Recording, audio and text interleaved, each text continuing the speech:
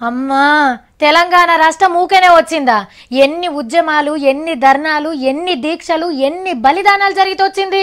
తెలంగాణ కోసం ఎక్కని మెట్టు లేదు, మొక్కని దేవుడు లేడు. సకల జనులు ఒక్కటై తెలంగాణ కోసం కొట్లాడినరు, పార్టీలను తొవ్వకు తెచ్చుకుర్రు. తెలంగాణ రాష్ట్రం ఇయ్యక తప్పని పరిస్థితిని తెచ్చిర్రు. మొత్తానికైతే 2014 జూన్ 2వ తారీఖు నాడు తెలంగాణ రాష్ట్రం పుట్టింది. మరి అట్లా వచ్చిన తెలంగాణ ఇప్పుడు ఎట్లుందో చూద్దామా. తెలంగాణ రాష్ట్రం తెచ్చుకొని 3 ఏళ్ళు అయ్యింది.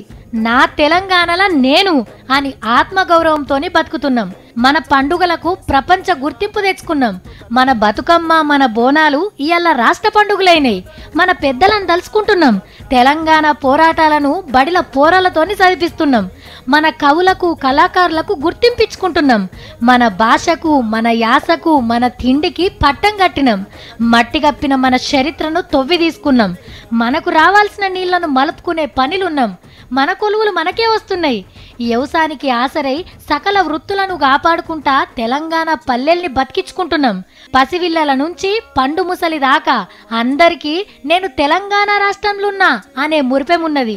పార్టీలు జెండాలు ఏరున్నా తెలంగాణ అంటే అందరం ఒకటైతున్నాం. ఏరు పడితే ఆగమైతారు, మీ బతుకులు చీకటైతాయి అన్నోళ్ళే ఇవాళ తెలంగాణను చూసి సలాం కొడుతుర్రు.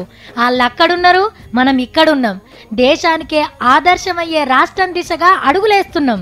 తెలంగాణ రాష్ట్ర ఆవిర్భావ దినోత్సవం సందర్భంగా 3.5 కోట్ల తెలంగాణ ప్రజలకు, బయటి దేశాలలోన్న తెలంగాణలందరికీ తీన్మార్ వార్తల తరపున శుభాకాంక్షలు.